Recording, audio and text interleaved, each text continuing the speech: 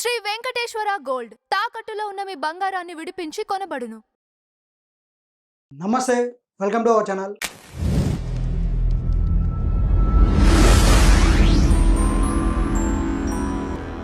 నేను మీ వినోద్. ఈరోజు వచ్చేసి మన ముందు బహుముఖ ప్రజ్ఞాశాలి స్పిరిచువల్ మెంటర్ కర్ణమ్మ గారు ఉన్నారు. ఆవిడతో మనం మాట్లాడదాం. నమస్తే అమ్మా. నమస్తే. ఎలా ఉన్నారమ్మా? చాలా రోజులు బాగున్నాను నాన్న, మీరు ఎలా ఉన్నారు? నేను బాగున్నానమ్మా. Very nice. అమ్మా, ఈ రోజుల్లో చాలా మంది దేవుడు అంటే ఏంటి అనేది తెలుసుకునే ప్రయత్నం చేస్తూ ఉంటారు. అడుగుదాము, ఎవరిని అడగాలి, ఎట్లా తెలుసుకోవాలి అని ఎన్నో విధాలుగా ఆలోచిస్తుంటారు. అసలు నిజంగా దేవుడు అంటే ఎవరు, ఆయన ఎలా తెలుసుకోవాలి? ఈ రోజుల్లో దేవుడి గురించి ఆలోచించేవారు ఉన్నారు అంటేనే నాకు చాలా సంతోషంగా ఉంది. తప్పకుండా వాళ్ళకి నాకు తెలిసిన సమాధానం చెబుతాను నేను. ఫస్ట్, ఈ జనరేషన్ పిల్లలందరికీ ఒక ముఖ్యమైన అంశం చెప్పాలండి. ఈ దేహాన్ని అంటే ఈ బాడీని ఈ లోకంలోకి తీసుకువచ్చేది ఎవరు? తల్లి, తల్లిదండ్రులు. సో తల్లి తండ్రి వాళ్ళు కనిపెంచిన తల్లిదండ్రులే కనిపించే దైవాలు అని మొట్టమొదటగా పిల్లలందరూ కూడా గుర్తుపెట్టుకోవాలి, గుర్తించాలి, గౌరవించాలి, ఆదరణతో చూడాలి. ఏమండి? తర్వాత చిన్నప్పటి నుంచి తల్లిదండ్రులు ఒక దేవాలయానికి తీసుకువెళ్ళి లేదా ఇంట్లో పూజా రూమ్లోకి తీసుకువెళ్ళి దేవుడికి దండం పెట్టు, దేవుడికి పువ్వు పెట్టు, దేవుడికి పండు నైవేద్యం పెట్టు, దేవుడిని ప్రార్థించు అని తల్లి లేదా తండ్రి బిడ్డలకు నేర్పిస్తూ ఉంటారు. అలా నేర్పడం అనేది తరతరాలుగా వస్తూ ఉన్నటువంటి సాంప్రదాయం. అది ఒక అలవాటుగా మారిపోయింది అందరికీ. చాలా మంచి అలవాటు అది. దానివల్ల బిడ్డలకి తల్లిదండ్రుల్ని పూజించాలి, గౌరవించాలి. అలాగే తల్లిదండ్రులు ఏ మూర్తిని, ఏ ఆకారాన్ని దైవము అని చెప్పి సేవిస్తూ వాళ్ళు వీళ్ళకు కూడా పూజించడము, సేవించడము నేర్పిస్తారో ఆ మూర్తిని భగవంతుడిలాగా భావించి సేవించడం అనేది మన విధి విధానములో కొనసాగుతూ ఉన్నటువంటి నిత్య కృత్యము. అనేక యుగములుగా, ఈరోజు కాదు. ఇంకా భగవంతుడు అంటే ఎవరు? దైవము, భగవంతుడు, దేవుడు, పరమాత్మ రకరకాల పేర్లతో పిలుస్తూ ఉంటాము. ఏ పేరుతో పిలిచినా సర్వనామములు, సర్వరూపములు, సర్వస్వము ఆ సర్వేశ్వరుడే. ఆ సర్వేశ్వరుడు అంటే సదాశివుడు, సనాతన దైవము. ఏమండి? మరి సనాతన దైవము సదాశివుడు ఒక్కడే దేవుడా అని అడిగేవాళ్ళు ఉన్నారు. ఆ సదాశివుడు ఒక్కడే దైవము అని మన వేదాల ద్వారా మనకి మొట్టమొదటగా తెలియవచ్చిన అంశము. ఇది తెలియచెప్పడానికి ఒక యుగ యుగాలు మారిన తర్వాత ప్రళయాలు వస్తూ ఉంటాయి కదా. ఆ క్రమంలో ఈ సృష్టి ఆరంభం ఏదైతే జరిగిందో ఆ సమయంలో పాలకడలి లోపల విష్ణుమూర్తి శయనించి ఉంటాడు, పడుకొని ఉంటాడు. ఆయన అలా పాలకడలిలో ఉండి ఆ లోపల ఆయన ధ్యానం చేస్తూ ఉంటారు. ఆయన నాభి నుంచి, అంటే నాభి అంటే బొడ్డు, అక్కడ కమలము ఉంటుంది. ఆ కమలంలోంచి పుట్టినవాడు బ్రహ్మ. ఆ తర్వాత మరి ఈ సదాశివుడు సనాతన దైవము, ఆయనే దేవుడు, భగవంతుడు అని నువ్వు చెప్పావు కదా, మరి వీళ్ళిద్దరు ఎవరు అనే డౌట్ వస్తుంది కదా. ఆ డౌట్ ఎవరికి వచ్చింది? విష్ణుమూర్తికి వచ్చింది, బ్రహ్మకి వచ్చింది. ఎప్పుడు వచ్చింది? వాళ్ళు ఆ పాలకడల్లి అడుగున ఉండి ఆయన ధ్యానం చేస్తూ ఉన్నప్పుడు ఈ బ్రహ్మగారు బయట గంతులు వేస్తున్నట్ట ఆ కమలం మీద.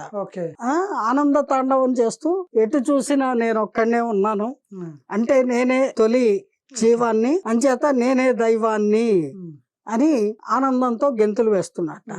ఆ శబ్దానికి ఈ పాలకడలిలో ఉండి ధ్యానం చేస్తున్న విష్ణుమూర్తికి డిస్టర్బెన్స్ అయింది. ఓకే. మీ అందరికీ అర్థమవడం కోసం ఇంగ్లీష్ మాటలు, కొన్ని హిందీ మాటలు కూడా వాడుతున్నాను, అన్యథా భావించకండి. ఓకే.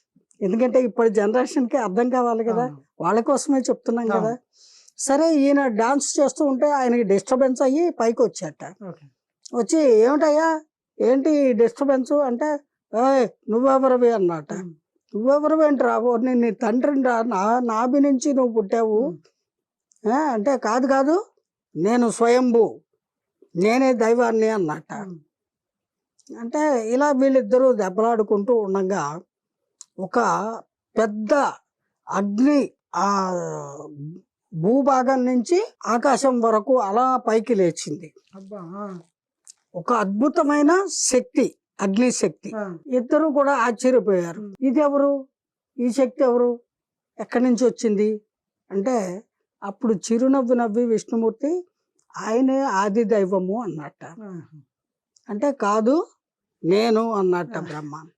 సరే, నువ్వు నేను ఎంతసేపు దెబ్బలాడుకుంటాము, ఎన్ని యుగాలు దెబ్బలాడుకున్నా ఈ సమస్యకి పరిష్కారం దొరకదు. ఓ పని చెయ్యి, నేను నా వాహనమైనటువంటి వరాహంతో పాతాళం అడుక్కు వెళ్ళి దీని ఆది ఎక్కడ ఉంది అనేది నేను కనుక్కుంటాను. నువ్వు నీ వాహనమైన హంస మీద పైకి వెళ్ళి దాని అంతం ఎక్కడ ఉంది తెలుసుకో. తెలుసుకుంటే అసలు ఈ శక్తి ఆది దైవమా, నువ్వా, నేనా అనేది తెలుసుకోవడానికి వీలవుతుంది అని చెప్తాడు. సరే అని చెప్పేసి ఓకే అంటాడు ఆయన. ఈయన వెంటనే కిందకి వెళ్ళిపోతాడు సముద్రం లోపలికి. ఆయనేమో ఆకాశంలోకి ప్రయాణం మొదలు పెడతాడు. అలా కొన్ని లక్షల సంవత్సరాలు ప్రయాణం చేసి చేసి చేసి విసిగెత్తిపోయి ఆయన ఆడు చూశాడా, ఎక్కడో పాతాళంలో ఉన్నాడు, కిందకి వెళ్ళిపోయి నేనే అని చెప్పేస్తాను అని డిసైడ్ అయ్యి రిటర్న్ వస్తూ ఉంటే ఒక మొగలి పువ్వు పైనుంచి కిందకు వస్తోంది, శూన్యంలోంచి కిందకు వస్తుంది. దాన్ని ఆపి ఆగు, ఎవరు నువ్వు అంటే నేను మొగలిని అని. ఆహా, ఇప్పుడు ఈ అగ్ని పైకి దాకా వెళ్ళింది కదా, దాని అంతా నువ్వు చూసావంటే లేదండి, చూడలేదు. సరే, నువ్వు నాకు కూడా రా, వచ్చి సాక్ష్యం చెప్పాలి, చెప్తే నిన్ను విడిచిపెట్టేస్తాను, లేదా నిన్ను ఇక్కడే అంతం చేసేస్తాను. ఈ భయపడిపోయి సరే అండి మీకు కూడా వస్తా ఎగారు అంటుంది. ఇంకొంచెం దూరం వెళ్ళాక కామధేనువు కనపడింది, అంటే గోమాత. ఆ గోవుని కూడా ఆపేసి స్టాప్, నువ్వు కూడా నాకు కూడా రావాలి, ఇలా సాక్ష్యం చెప్పాలి అంటే అది సరే అంది. మరి లేకపోతే చంపేస్తానని అన్నాడు కదా భయంతో. సరే, వాళ్ళిద్దరిని కూడా పెట్టుకొని ఈయన భూమి మీదకి చేరాడు. పాతాళంలోకి వెళ్ళినటువంటి విష్ణుమూర్తి కూడా పైకి వచ్చాడు. ఇద్దరు వచ్చిన తర్వాత మరి ఈ అగ్నిశిఖ, ఈ సర్వశక్తి ఎవరు, ఈ శక్తి స్వరూపము, దాని ఆది నువ్వు చూసావా అంటే లేదు, దాని అంతం నేను చూసొచ్చాను, దాని శిఖరాగ్రం నేను చూశాను, కావాలంటే వీళ్ళే సాక్ష్యం, వీళ్ళు అక్కడి నుంచే వచ్చారు అంటే మొగలి పువ్వుని ఆయన అడుగుతాడు, ఏమమ్మా చూసావా అంటే చూశానండి అంటుంది. మరి కామధేనువుని గోమాతను అడుగుతాడు, నువ్వు చూసావా అంటే అది తలతో ఇలా తలూపి తోకతో చూడలేదని ఇలా అంటుంది, ఇండికేషన్ ఇస్తుంది. అప్పుడు విష్ణుమూర్తికి అర్థమైపోతుంది ఇతను అసత్యములు ఆడుతున్నాడు అని. ఇవన్నీ గమనిస్తున్నటువంటి ఆ సర్వశక్తి స్వరూపమైన ఆ సనాతన దైవమైన సదాశివుడు ఆ అగ్ని రూపంలో ఉన్నటువంటి ఆయన ప్రత్యక్షమయ్యి, నీవు విష్ణుమూర్తి నాభి నుంచి పుట్టావు, విష్ణుమూర్తి నా యొక్క మరో రూపమే, అలాగే నీవు ఆ తండ్రి అంశవి, ఆ సర్వశక్తి స్వరూపమైనటువంటి ఆ జగన్మాత యొక్క సగభాగము నాలో ఇమిడి ఉంది, అంచేత సర్వశక్తులు నాకు సంక్రమించాయి, ఆ శక్తి స్వరూపిణి యొక్క దృష్టి మాత్రము చేత మనందరము సృష్టింపబడ్డాము అని ఆయన అసలు సత్యాన్ని చెబుతారు. అప్పుడు మొగలి పువ్వుని శపిస్తాడు ఈశ్వరుడు. నువ్వు పూజకు పనికిరావు పో, అసత్యాలు పలికావు కాబట్టి అని అంటాడు. అది వెంటనే శివుడి కాళ్ళ మీద పడి, క్షమించండి. స్వామి క్షమించండి, తప్పైపోయింది, ఈయన భయపెడితే అబద్ధం చెప్పాను, సరే నిన్ను క్షమించాను. ఒక్క శివరాత్రి నాడు నాకు అమ్మవారికి గిరిజా కళ్యాణం చేసేటప్పుడు ఆ శివాలయాల్లో అలంకరణకి నువ్వు పనికి వస్తావు అని వరమిస్తాడు. ఓకే. ధన్యురాల్ని అని చెప్పి మొగలి పువ్వు నమస్కరించి వెళ్ళిపోతుంది. ఓకే. తర్వాత ఈ గోమాత ఉంది కదా, అది క్షమించండి నేను పొరపాటు చేశాను, తలతో అవునని అబద్ధం చెప్పాను, వృషణ భాగము అంటే వెనక భాగము తోకతోటి కాదు అనేసి ఇండికేషన్. కాదు అని చెప్పాను. మరి సగం అబద్ధం నేను చెప్పాను కదా స్వామి, మన్నించండి, నాకు కూడా శపించకుండా ఏదైనా తరుణోపాయం చెప్పండి.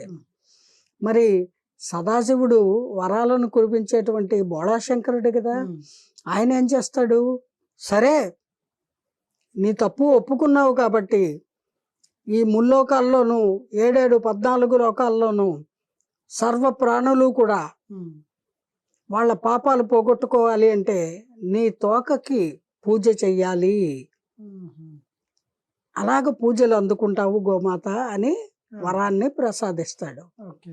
ఈ రకంగా సృష్టి బిగినింగ్లో సనాతన దైవమైనటువంటి ఈశ్వరుడు ఆ త్రిమూర్తుల ఆవిర్భావానికి, ఆ త్రిమూర్తులు కూడా సృష్టింపబడడానికి జగజ్జనని సర్వశక్తి స్వరూపిణి అయిన జగన్మాతే కారకురాలు అనేటువంటి సత్యాన్ని చాటి చెప్పడం జరిగింది అని మనకి పురాణాల ద్వారా తెలియవస్తోంది. ఓకే.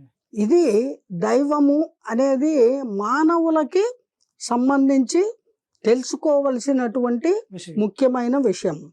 వాళ్ళకి జన్మనిచ్చిన తల్లిదండ్రులు తొలి దైవము ఓకే. అని గుర్తుంచుకోవాలి. తర్వాత వాళ్ళకి విద్యాబుద్ధులు నేర్పించిన గురువులు దైవ సమానులు అని వాళ్ళని సేవించాలి, గౌరవించాలి. అలాగే ఇంటికి ఎవరైనా అతిథులు వస్తే వాళ్ళు కూడా దైవ సమానులు, దైవం ఏ రూపంలో అయినా రావచ్చు.